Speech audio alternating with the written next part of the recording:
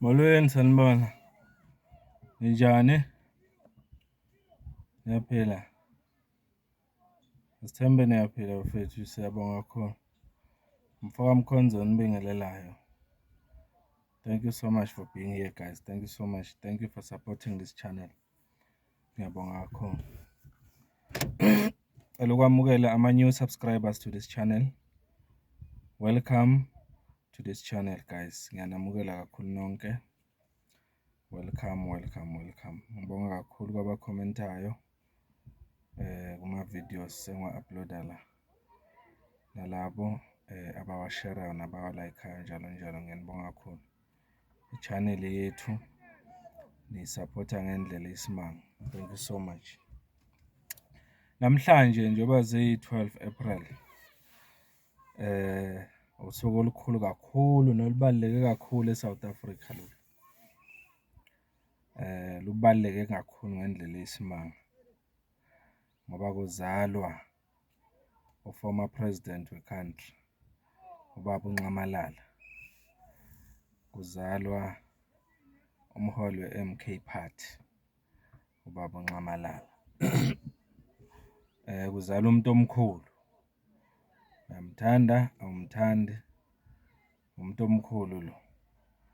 Usuku lwakhe futhi lolu lokuzalwa kwakhe lubaluleke kakhulu. Yingakho nje namhlanje i-MK Party inemicimbi all over South Africa. Nathi la Mpumalanga ukhona esinawo namhlanje lapha eMayflower.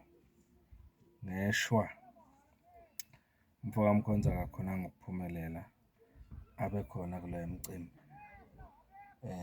So kodwa ngiyajabula ukuthi ngiyezwakala ukuthi abanye bakhonele ukuyofika khona sesizozwa sekubuywa khona ukuthi umcimbi wami kanjani. Siyabona ukuthi ubaba uMsholozi uqobo lwakhe namhlanje ulapha eShowe. Lapho azobeka khona inkulumo ebalulekile kulosuku lwakhe lokuzalwa. Secretary General uFloyd Shivambu uzoba lapha eGoli. Excuse me. Lapho ezobe ebeka khona inkulumo ebalulekile. Nabanye abaholi be-MK bazobe bebeke inkulumo all over. Siyakwazi sonke lokho mfethu. Ngicabanga ukuthi sekuzwile futhi siyakubona kuyenzeka. Okungenzeka ukuthi ngikhuluma nje abanye vele balapho kuleyo mcimbi kumanje. Sithi-ke usuku olukhulu lolu sikhuluma ngomuntu omkhulu. Ubaba uJacob Zuma is not just anyone. And useprove many times ukuthi he's not just a politician. Excuse me. Njengamanye ama-politician akhona nesiwaziyo eSouth Africa. Useprove kaningi ukuthi ungqondo wepolitiki yaseSouth Africa. Futhi usazoprova kusekuncane lo. Nalabo ababethi bayazama ukuthi baqede i-career yakhe kumanje bakhala ezimathonsi ngoba bahluleka abancama. Futhi lezi zinto ababethi excuse me uZuma ngeke azenze noma ngezenzeka empilweni yakhe ziyenzeka manje. So ingakho-ke sithi lolu suku olukhulu kakhulu eSouth Africa, not just eSouth Africa, e-Africa, because siyazi ukuthi ubaba uZuma ka-celebrate eSouth Africa kuphela, u-celebrate-wa even e-Africa. Sibonile recently nje okwenzeka eNamibia. Uma ifika lapha eNamibia kwenzeka ukubonisa ukuthi abantu base-Afrika bayawazi amagalelo kababa uNcamalala. Kodwa nje okukhulu kakhulu engifuna ukugxila kuko mina yilokhu kwe-MK Party njengoba i-president yayo. Usekuphinde kaningi uyasho futhi ukuthi usekuphinde kaningi namanje ukuthi i-MK Party i-alternative njengamanje kwi-ANC ekuyiyona eseyibuse eSouth Africa isikhathi eside. I-ANC ukugcizelela njalo uMsholozi ukuthi le ANC excuse me ekhona manje ngeke salungiseka, yingakho afomisha i-MK Party ukuze azoqoqa bonke abantu abakule ANC ekhona manje eseyadayiswa babuye ngapha ku-MK Party, uqhubeke umzabalazo uye phambili. So akuyona into encane-ke le, akuyona into encane.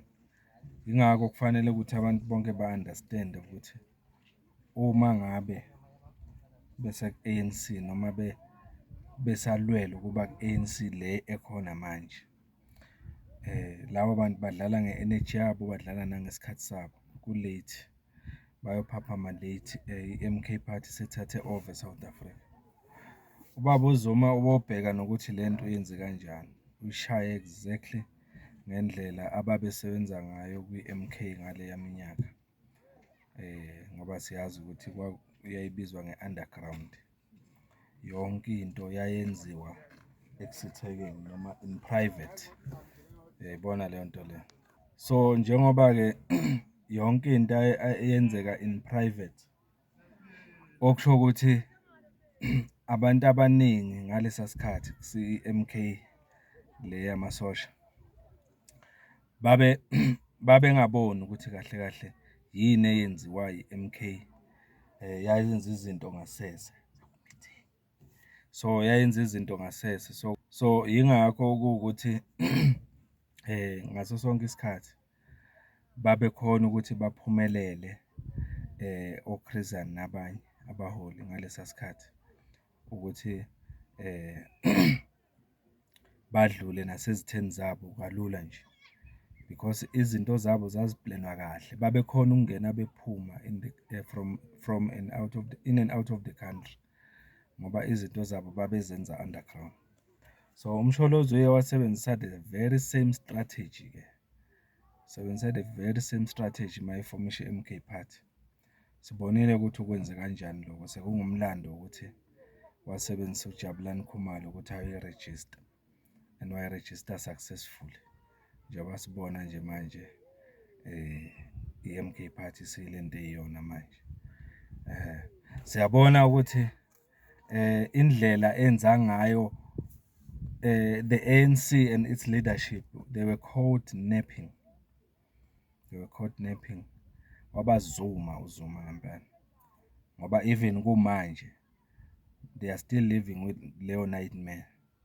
Namanje abazazi bayaphi, baphuma baya le nale, nabazazi benza njani, badidekile kumanje ukuthi benza njani kungenxa kababa uZuma. Ubaba uZuma akaqali la, siyawazi umlando wakhe. Khumbula okwenzeka since 2005, June 2005, uMombeki ezama ukukhombisa ukuthi yena uhlakaniphe kangakanani kunoZuma futhi ufunde kangakanani kunoZuma, kodwa uZuma showed him flames. Yayibona leyo nto leyo. So nje singasho sithi even noma ngaba umthanda uZuma, kodwa kufanele ube neqiniso, uvume ukuthi uZuma is a strategist, uyakwazi ukwenza izinto zenzeke and uqhamuka la ungamlindele khona. Futhi ukunothise, usakhuluma namanje usasho ukuthi le nto eyenzeke ngokufonishwa kwe-MK ukuthi iqhamuke nje esikhaleni kungalindele muntu, bekuyisiqalo lesi kuseza okukhulu, uthi usazobazuma abantu basezoshaqeka nezinto azihlelayo nezinto ezizayo, uyayibona. Uthi kusekuncane lokhu abakubonayo, khona okukhulu okusazokwenzeka. Kakade kuyenzeka vele. Ubani nje wayazi ukuthi, for example, uyoke alande umsunguli we-EFF uFloyd Shivambu ukuthi azoba u-SG we-MK. Kekho noyedwa who saw that coming, even uMalembe, he didn't see it coming. Kwenzeka lokho, yebo. So ngabala kushona ilanga, abantu abaningi namanje bayajoyina ku-MK, babuya ku-ANC, babuya ku-EFF, babuya from other political parties, they are flocking in kwi-MK. So yini laba abantu abaloku bethi uZuma is foolish, is tribalist, uZuma is uneducated and all that. The big question is, how come uBaba uZuma is followed by abantu abe-educated? How come uBaba uZuma afollowishwa abantu ababaluleke kangaka eSouth Africa kwi-MK Party? Ngoba kusazojoyina futhi abaningi. He speaks with confidence uthi kusazoshaqeka abaningi because uyayazi into ayenzayo. Namhlanje sicelebrate usuku lomuntu omkhulu kakhulu, okuwukuthi masikhuluma ngepolitiki yase-South Africa njengamanje, you cannot talk ngepolitiki yase-South Africa and not mention uZuma. Yiloko nje engingakusho, because mina ngingasho ngithi ipolitiki yase-South Africa has Zuma as a name on it. Uyena umholi kwipolitiki yase-South Africa odlondlobele kakhulu, nokuthi unamagalelo not just nje as a politician, awubheke akwenze as president ye-country kule minyaka ewu-9, abanye abayibiza nge-9 wasted years. Sesekubale kaningi la, ngeke ngize ngikubale konke. Nawe uyakwazi uma uneqiniso ukuthi yini uBaba uZuma yenzile kulo 9 years. Yini eyenzeka uma uBaba uZuma eyoboshwa angenacala ngo-2021? Kwenzakalani eSouth Africa? Kwanyakaza iSouth Africa yonke ngenxa yomuntu oyedwa uBaba uZuma. Those people were not fools. Were not fools. They saw ukuthi sesithintwe iso-ke manje because they know who this man is. So uBaba uJacob Zuma bafethu, ngingasho nje mina ngithi uma wena umzonda noma mhlampe unento ethile against him, ukwazi into eyodwa nje ukuthi uphiwe uthandwa abantu because naye uyabathanda and akenzi ngomuthi. Ngeke umzwe futhi ethuka abantu, ngisho nezitha zakhe. Who would have known nje ukuthi abantu ababemthuka before nabathengwa ukuthi bamthuke namhlanje is working with them. Who would have known ukuthi kuyokwenzeka into efana naleyo? Zanga responde noma react the way abamtreat-a ngakhona. Ingakho kwaba lula nokuthi uma ngabe esebadinga ukuthi azosebenzisana nabo ngapha ku-MK Party kwaba lula because azange abe nama-grudge. Even yabona, even uMalema nje, uMalema engengaka noZuma, kusengekho lapho uZuma athuka khona uMalema, uzombiza ngomngani wakhe. Esingakusho nje ukuthi even ngelinye ilanga siyazi ukuthi khona indlela thile abayosebenzisana ngayo noMalema because naye uMalema unomlando wakhe nje esiyoxoxa ngelinye ilanga. Angaba ilento eyiyona manje ukuthi mhlampe u-emotional and all that, but so ixoxa ngepolitiki yakhe ngesinye isikhathi. uBaba uZuma kunezinto ey'thile nayinotha uMalema ezinhle, akagxili kokubi kuphela, ugxila kokuhle. Ingakho nje kwaba lula nokuthi asondeze abantu abafana nabo Shivambu ku-MK Party. So nje kule video ngithi nje abantu ba-South Africa ake sibenze baqonde ukuthi uBaba uZuma kahle kahle we are not blinded ukuthi simfollowisha nje sivalwe amehlo singamboni ukuthi siyamazi unamagalelo amakhulu e-Africa, eSouth Africa ikakhulukazi, and is always on the side yabantu abamnyama, always on the side yabantu abasokolayo emhlabeni, okungabantu abamnyama. Okunye lokho kumenza ukuthi athandwe futhi amukelwe kangaka eSouth Africa. Mayephuma manje eSwazini la, ufika athole i-Heroes Welcome. Mayephuma yangapha eZimbabwe, engapha eNamibia, uthola i-Heroes Welcome because bayazi abantu ukuthi this man ungubani. Yebo. So nje ngifuna ukuphetha ngokuthi ngithi wena osangabaza ukujoyina i-MK Party. Sizokulinda nje ngesineke because siyazi ukuthi abanye abantu bakholelwa ukuthi umuntu azangene esihlalweni abuse ukuze babone ukuthi ufanelekile ukuba inkosi noma ukuba yilida. Sizonilinda nje mhlampe izingene-ke ngokukhethekile noma officially i-MK Party ibuse eSouth Africa. Siyonamukela ngezandla futhi ey'fudumele ngoba umsholozi kumnyama kubovu uzophatha. 2029 uyaphatha, uzoqala nje next year ngama-local government elections, athathe wonke bomasipala babuye ku-MK Party kusetshenzwe kuyiwe phambili because labo masipala abakhona njengamanje cannot function, can never be fixed under the leadership of the current ANC. They can never be fixed. Sekonakele kakhulu, kufuna kuqalwe kabusha. Yingakho ubaba uZuma wa-creator i-MK Party ukuthi alungise konke lokho. So niyophapama late kodwa kuyobe kungekho late futhi because niyobe namukelekile ku-MK Party ukuthi nijoyine sisebenze siphambili. So yiloko nje engingakusho. Ubaba uJacob Zuma, we are blessed to have him eSouth Africa. We are so blessed to have him kwi-MK Party. And abangakuboni basezobona ukuthi ba-blessed kangakanani for having him. And ukuthi babe naye as president ye-MK Party ehola iSouth Africa in the near future empeleni, because lokho sekuzokwenzeka kuseduze kakhulu. So yiloko bengifuna ukusho nje kule video. Ngithi happy birthday Msholozi, izinsuku azande, qhubeka ukhulu, usemusha, useyinsizwa. Useyinsizwa nje eno 38 years. Yeah, useyinsizwa nje eno 38 years. Kusekuningi osazokwenza. Futhi kuningi esaziyo ukuthi usazosenzela kona. Usazosebenzisana futhi nathi kakhulukazi sisengabantu abasha.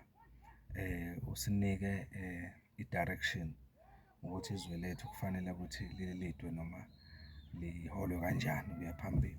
So yilokho, happy birthday Msholozi. Lapho-ke ukhona nawe uyacelebrate ngendlela yakho. Mhlawumbe usungasichazela nje ukuthi yini wena kuwe oyazisayo ngalolu suku lwanamhlanje noma ngo-President Zuma. Mina yilokho bengifisa ukusho-ke namhlanje ngaye. Siyabonga kakhulu baba Msholozi. We appreciate it ukuba nawe nokuthi usi-create-ele i-MK Party kuyikhaya lethu esithembele kulo ukuya phambili. Siyabonga kakhulu. If you haven't subscribed, ngiyacela ukuthi usubscribe siye phambili. Kusukela manje ama-video engizowa uploada asazoba nenombolo la ngaphansi, inombolo ye-channel ongayifonela noma uyi-WhatsApp uma kukhona izinto ey'thile mhlampe ofisa ukuthi sixoxe ngazo. Ngoba abanye vele ngike ngathola la ukuthi bayafuna ukuthi basizwe, bayachaza basey'ndaweni ey'thile la bangakhona ukuthi bathole khona i-MK ukuthi ifike kubo. So nabo bazosizakala ngoba kakade sengixoxa nabo nje ku-WhatsApp njengoba ngike ngabafakela nenamba yami la. Siyazama ukuthi kule nyanga le bakhona ukusizakala ukuthi bayithole i-leadership yendawo abangakuyo ukuthi isondele kubo. Abantu bayasitshela thina privately la ukuthi bafuna ukujoyina i-MK, bafuna ukwenzani ne-MK kodwa bakhona bacela ukuthi thina esikhona la kulama platform sibasize. So sengizabe uhlala ngifakela inamba yami la ongangi-WhatsApp kuyo. Kukhona-ke abanye abathi Mfoka Mkhonza, siyafisa nokuthi silekelele i-channel yakho ukuthi iye phambili, sifuna ukudonate mhlawumbe into ey'thile. And ngizosebenzisa yona le namba engizoyifaka la ku-WhatsApp ukuze sibone ukuthi ningayilekelela kangaka. Vele ngiyalidinga usizo bafethu kule channel. Kuningi engikuhlelayo ngayo.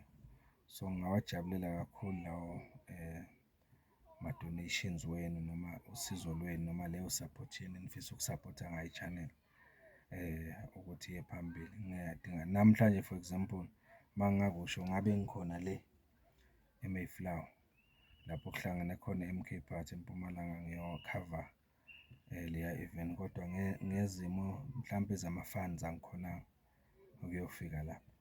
Kodwa uthole ukuthi khona mhlambe bangathi hhayi yethu amkhonza mhlampe nayi 50 rand, nomunye athi nayi 10 rand, ngiyithole sengifikile bengizofike ngibe live mhlawumbe babone abantu ukuthi kwenzakalani eMpumalanga and all that. But-ke siyethemba ukuthi abanye abafowethu nodadewethu abakhona kuma-platform lawo bakhona le bazosibonisa, soba sizongena nje kubo-YouTube nabo-TikTok basibonise ukuthi kwenzakalani kulama-event.